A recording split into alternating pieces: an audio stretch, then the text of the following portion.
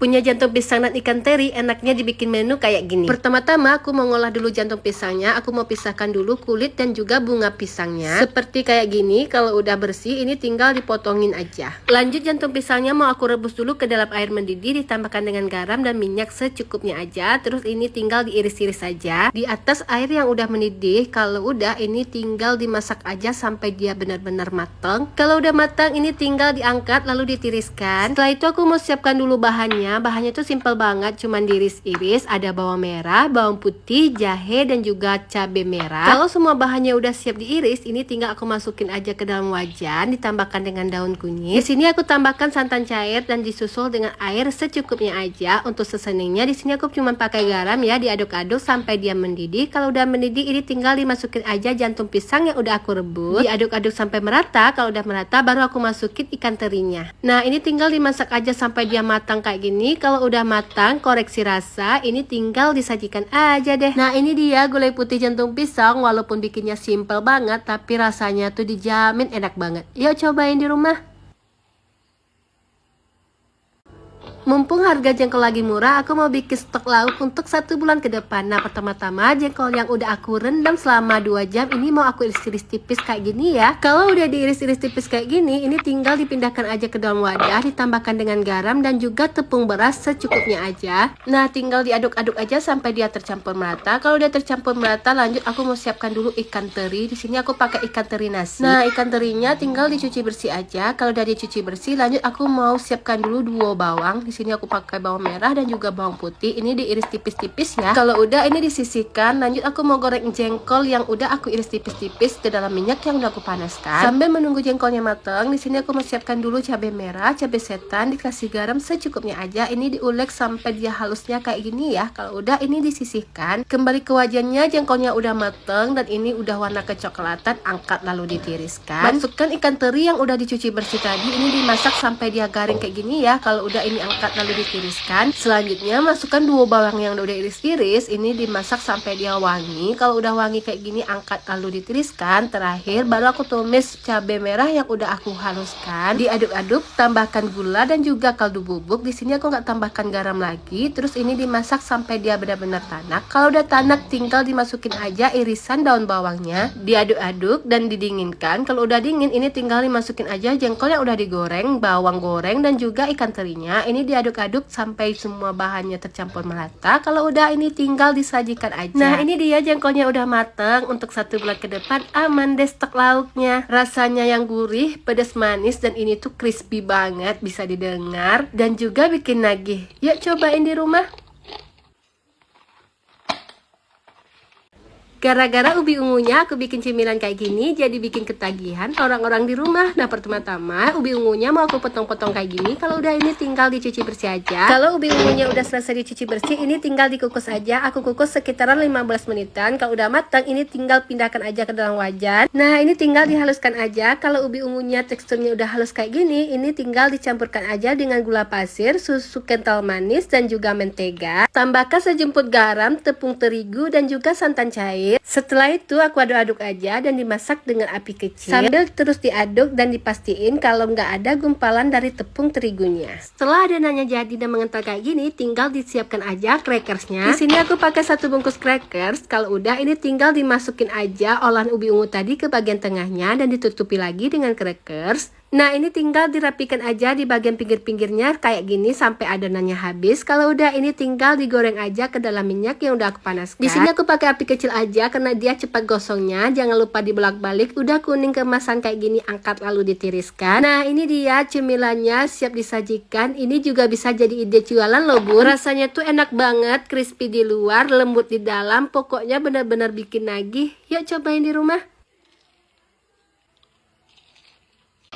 Ini salah satu menu warisan kalau lagi kumpul keluarga pasti selalu dibuat deh. Kalau udah bikin ini kayak berasa nostalgia deh ke kampung halaman. Nah, pertama-tama daging 1/4 ini mau aku potong-potongin dulu, kemudian mau aku cuci bersih. Nah, kalau udah selesai aku mau pindahkan dulu ke dalam wajan, ditambahkan dengan bumbu halus, 1 sendok ketumbar dan juga daun salam. Kemudian aku tambahkan 2 gelas air kelapa. Ini tuh diaduk-aduk dan dimasak sampai dia empuk ya. Sambil menunggu dagingnya matang, di sini aku mau ulek dulu percabaiannya. Aku pakai cabai merah. Ini tuh dikepek-kepek kayak gini ya. lalu sisihkan bijinya. Tambahkan bawang merah, garam secukupnya aja. Ini diulek sampai dia halus. Kalau udah, kemudian aku masukin dulu juga irisan tomat dan ini diulek sampai halus. Kalau bentuknya udah kayak gini, ini disisihkan dulu, kembali ke wajan. Ini dagingnya udah empuk, tinggal digeprek-geprek kayak gini aja ya. Kalau udah, ini tinggal digoreng aja ke dalam minyak yang udah aku panaskan. Jangan lupa dibolak-balik. Ini digoreng sebentar aja. Kalau udah, angkat lalu tiriskan. Tumis bawang merah sampai wangi, dimasukin tomat yang udah kita haluskan tadi. Ini diaduk-aduk, baru terakhir kita masukin cabai merah yang udah kita geprek. Biar makin gurih, di sini aku tambahkan perasan jeruk nipis. Ini dimasak sampai benar-benar tanak dan wangi. Kalau udah tanak dan wangi, ini tinggal dimasukin aja air rebusan daging tadi yang udah aku saring. Ini dimasak sampai dia mendidih kayak gini ya. Di sini aku nggak tambahin penyedap lagi karena udah ada rasa kaldu dari air rebusan dagingnya. Terakhir ini tinggal dimasukin aja misonya. Ini jangan terlalu lama dimasak. Kalau udah terendam kayak gini nih, angkat lalu disajikan deh. Nah, ini dia dendeng berkuah menu warisan, dimakan dengan nasi hangat kayak gini aja udah nikmat banget. Apalagi kalau di aur kayak gini, pedas, gurih, dagingnya lembut. Ini tuh bener-bener bikin nagih. Yuk cobain di rumah.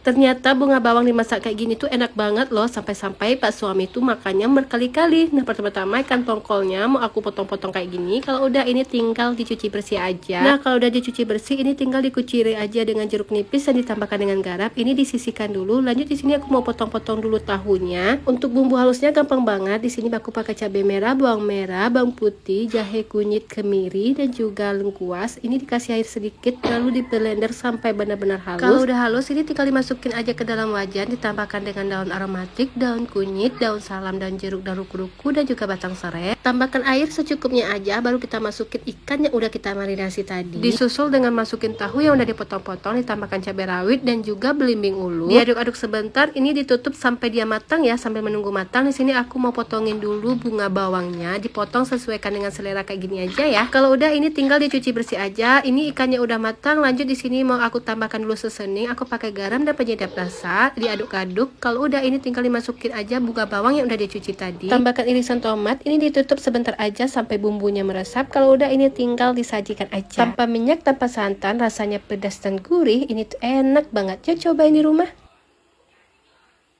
Salah satu menu favorit di keluarga aku, pertama-tama aku mau goreng dulu kerupuk merahnya sampai mengembang kayak gini. Kalau udah, ini angkat lalu ditiriskan. Lanjut aku mau bikin telur mata sapi dari satu butir telur ayam, terus ditambahkan sedikit garam. Ini tuh dimasak sampai dia matang. Kalau udah, angkat lalu tiriskan. Untuk bumbu halusnya, di sini aku pakai cabai merah, bawang putih, ditambahkan air secukupnya aja. Ini di blender sampai benar-benar halus. Kalau udah halus, ini tinggal ditumis aja. Tumis sampai wangi dan tanak. Kalau udah wangi dan tanak, ini tinggal dimasukin aja nasinya, terus diaduk-aduk sampai dia tercampur merata. Kalau udah tercampur merata, tinggal dibumbui aja dengan bumbu kari dan juga sedikit garam. Diaduk-aduk sampai dia tercampur merata. Kalau udah tercampur merata, ini tinggal ditambahkan aja dengan irisan daun bawang. Diaduk-aduk, koreksi rasa, dan ini tinggal disajikan aja deh. Nah, ini dia nasi goreng Padang, sajikan dengan telur mata sapi, irisan tomat, dan juga kerupuk merahnya. Ini tuh rasanya pedas, gurih, dan juga bikin nagih. Yuk cobain di rumah.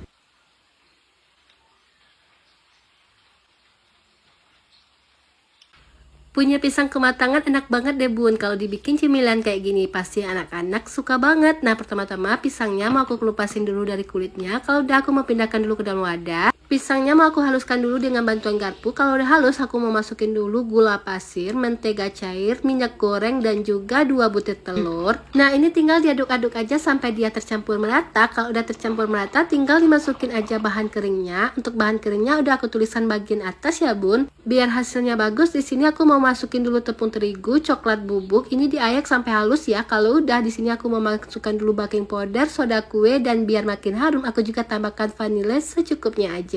Nah, ini diaduk-aduk sampai dia tercampur merata kayak gini. Kalau udah tercampur merata, tinggal dimasukin aja ke dalam cup kayak gini ya bun. Di sini aku pakai ukuran cup 45 dikali 55 ya bun. Terus kalau untuk toppingnya, aku mau masukin dulu potongan coklat. Dan untuk bagian atasnya, aku mau menambahkan seres, koko chip, dan juga kacang. Kalau untuk toppingnya sesuaikan dengan selera aja. Kalau udah, ini tinggal dipanggang aja ke dalam oven yang udah aku panaskan. Ini aku panggang selama 45 menit. Kalau udah matang, ini tinggal disajikan aja. Nah, ini kuenya udah matang. Ini tuh enak banget, nyoklat, dijamin deh anak-anak pasti suka. Yuk cobain di rumah.